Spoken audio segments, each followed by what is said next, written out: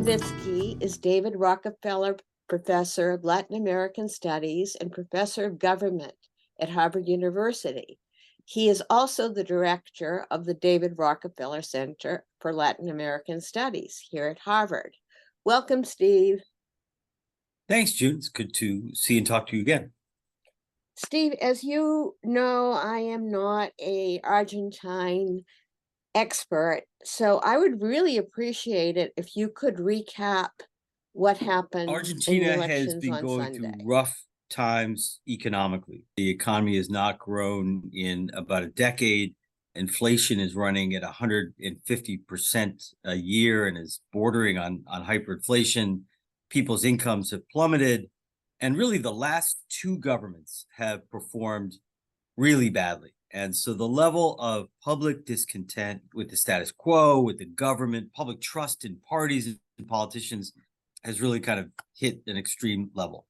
And in that context, we saw the rise in Argentina of a far right-wing outsider who might be compared to Jair Bolsonaro in Brazil, a little bit of similarity to Nayib Bukele in El Salvador, and a little bit to Donald Trump in the United States, a guy who comes from outside of politics, who's kind of crazy, lives with his dogs, he's got funny hair, and he is completely uninhibited in attacking everybody around him and attacking the status quo, in pummeling the political elite, which he calls the caste, and was able to win the support of a lot of angry voters who just wanted to deliver a punch in the gut to the political elite. And it turned out he was particularly popular among young men, which was also true of Trump and Bolsonaro, particularly Trump.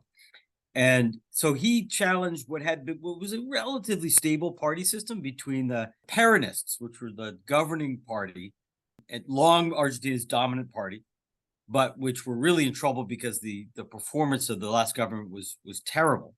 A new and sort of solidifying center-right political coalition called Juntos para el Cambio, Together for Change. And so you have got a traditional sort of working class party, the Peronists, a center-right party, and then Milei comes in here and challenges everybody and says the caste need to be thrown away. And so Milei burst on the scene, for a while was leading the election, was leading in the polls, and was expected to finish first in the election. He had a good election, but ended up finishing second to a guy named Sergio Massa, who is the current Minister of the Economy and the candidate of the governing Peronist Party, who scored a surprising victory. Neither candidate won enough votes to actually win the presidency in the first round. So there's going to be a runoff election between Massa, the incumbent Minister of the Economy, who's kind of a centrist, and Javier Milei, who is this sort of far-right outsider. And so there are two surprises. The first surprise is that this crazy far-right outsider would make it into a presidential runoff in Argentina. But the second surprise is that the incumbent candidate actually won more votes than him. Yeah, I've heard you say that incumbents are losing all over Latin America. What do you make of the fact that he came in first here? So when I say that incumbents are losing all over Latin America, I mean it. 19 consecutive Democratic presidential elections in Latin America, dating back to 2018. 19 straight elections the incumbents have lost. Either the incumbent candidate or his or her party or his or her chosen successor has lost. Not since April 2018 has an incumbent actually won re-election in Latin America. So that makes it amazing, given that the Argentine economy is on the brink of collapse, that the incumbent will finish first in this election. Now, there's no certainty at all that Massa will go on to win in the second round, but he's got a fighting chance. Why is that?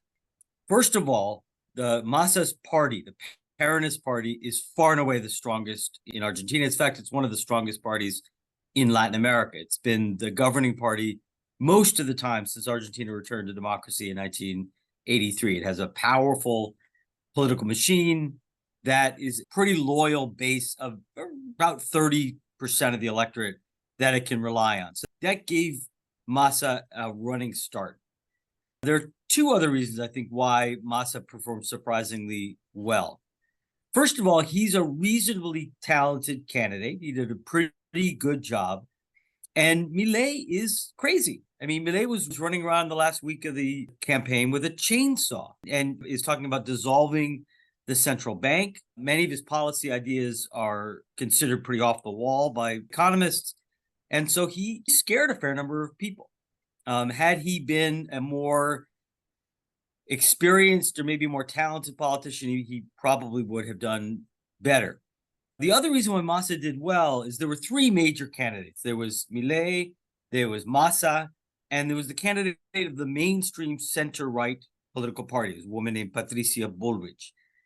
It was clear that this is a right-wing election in Argentina. Governing party, the Kirchnerista government, really, for most of the last 20 years, has been center-left, and the things are really bad. And so Argentines are kind of turning away from the center-left, and they're looking to the right.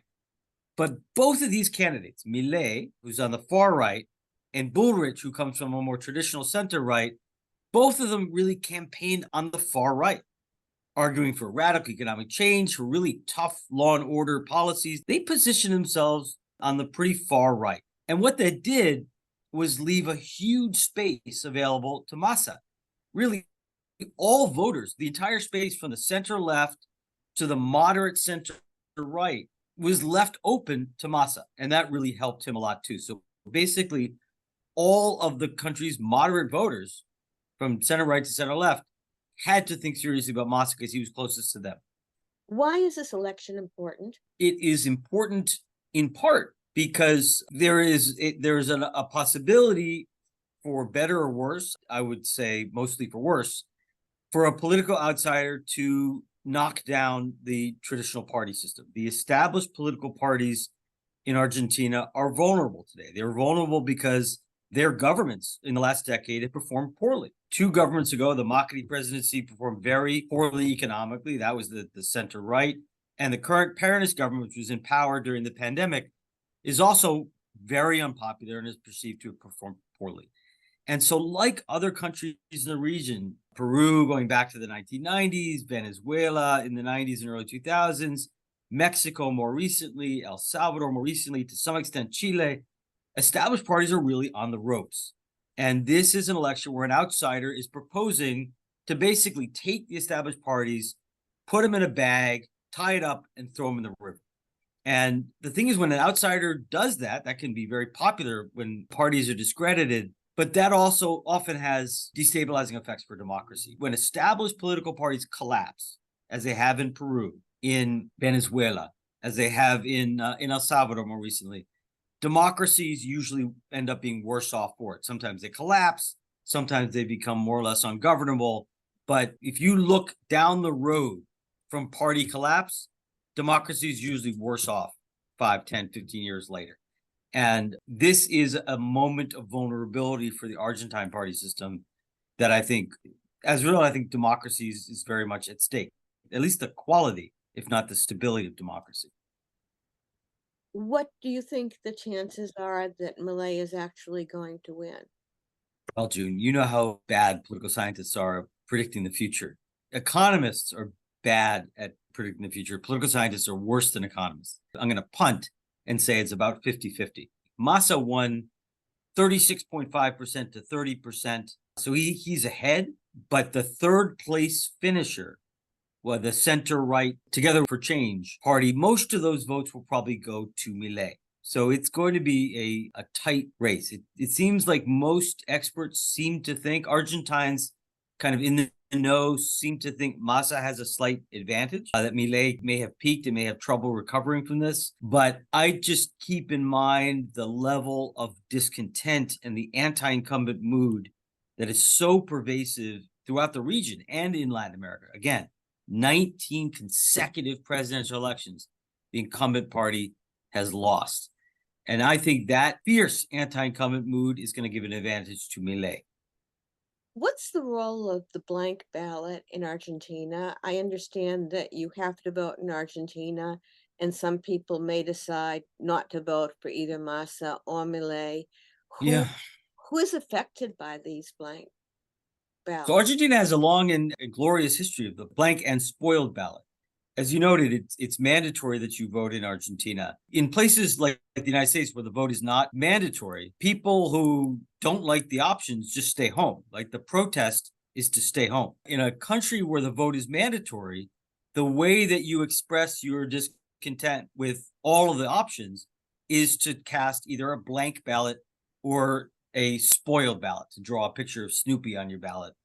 And there is a long history of this. And when Perón was overthrown in 1955, and the Argentine military held elections for a new constituent assembly in 1957, they held that election, but they banned Peronism, the largest party in the country. So Peronists went to the poll and they cast blank and spoiled ballots. And in that election, blank and spoiled ballots finished in first place. That was not a good start to the new regime that the military was trying to create. In 2001, amidst the tremendous economic crisis that Argentina experienced a couple of decades ago, people were so unhappy with the major party options that, again, the blank and spoiled ballot went through the roof. In a couple major cities, including the capital city, the blank and spoiled ballot came in first place. So Argentines know how to make use of either a blank ballot or a spoiled ballot. And it's often a protest.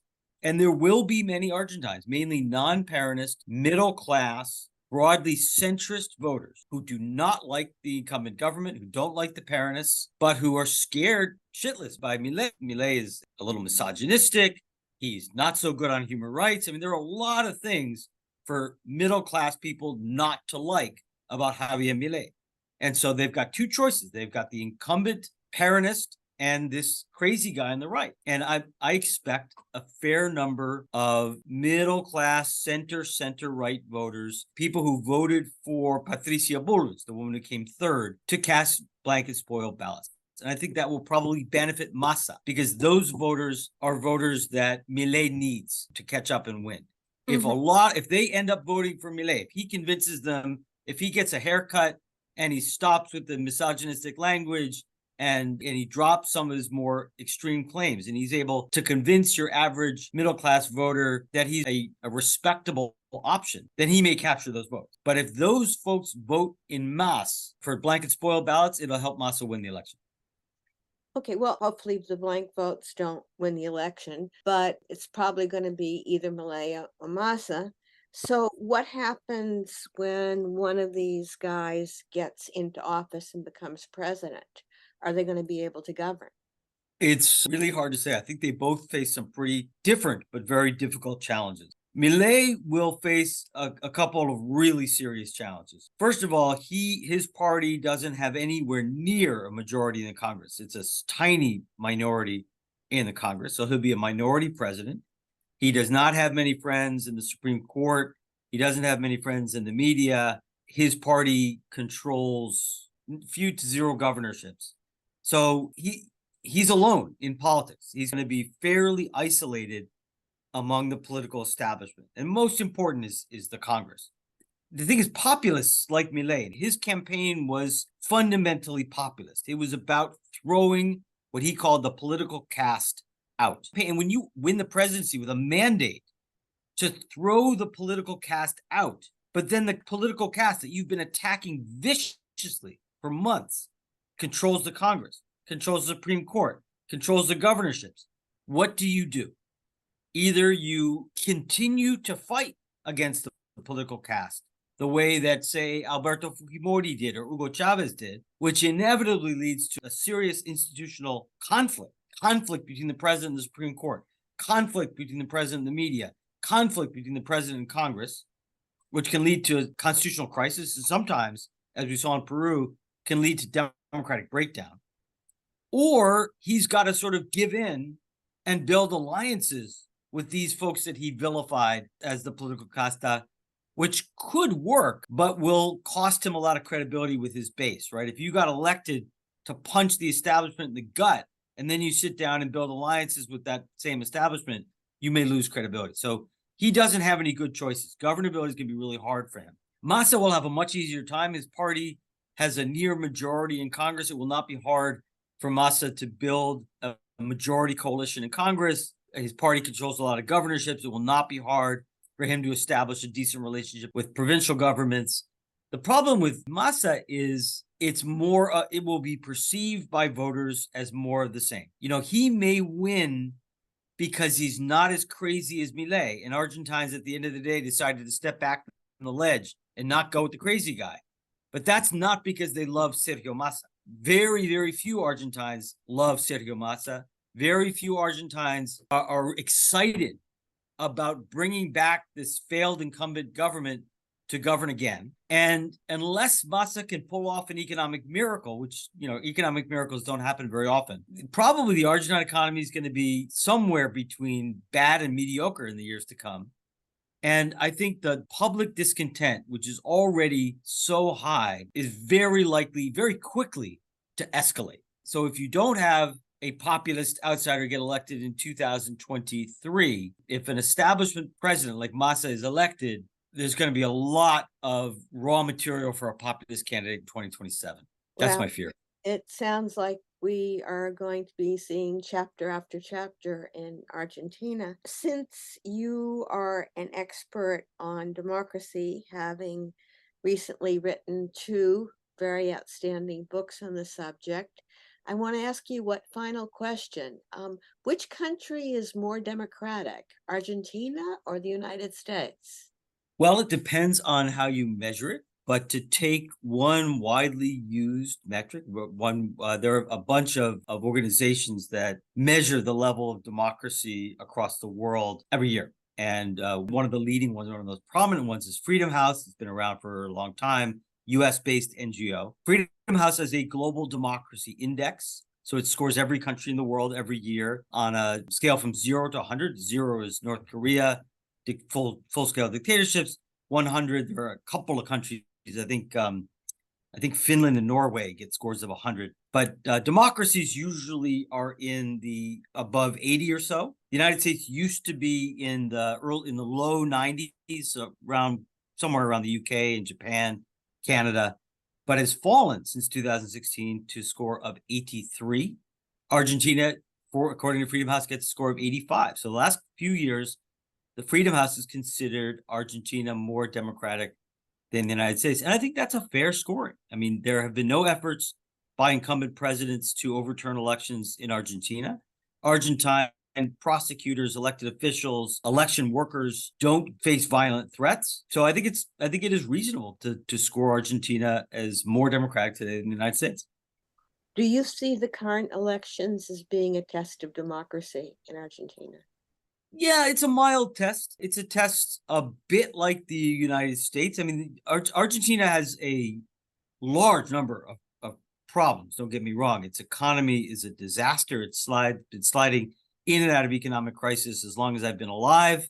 And the economy right now is terrible. Corruption is also a problem. There are a number of serious problems that Argentine democracy faces. But its core institutions, elections, the separation of powers, civilian control of the military, protection of civil and human rights, those basic foundational institutions of democracy are pretty well entrenched in Argentina. They're quite stable. And so Milei is a test. And if Milei wins the presidency, this is a guy whose rhetoric, whose discourse is not overflowing with tolerance or pluralism. The thing that worries me most about Milei, in fact, is his alliance with sectors that have long been marginal in Argentine politics that kind of embraced the military dictatorship of the 1970s. One of the single greatest achievements of Argentine democracy in the last 40 years has been a broad and deep societal consensus for never again, nunca más, that the military will never again rule Argentina, and that human rights, which were so grossly violated, so brutally violated in the 1970s, that human rights would always be cherished and defended. And that has been true in Argentina for 40 years. The military exited politics in the late 1980s and has never come back.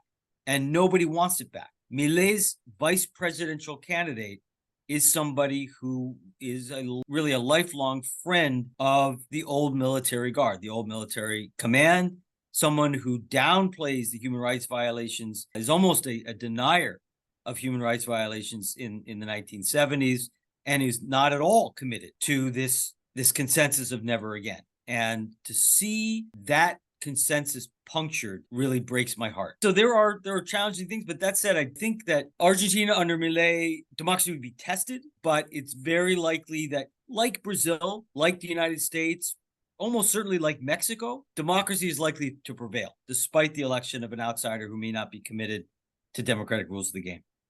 On that somewhat optimistic note, I'd like to thank you for your time. You've been listening to Faculty Voices. Steve Levitsky is David Rockefeller Professor of Latin American Studies and Professor of Government at Harvard University. He is also the director of the David Rockefeller Center for Latin American Studies. Thank you, Steve.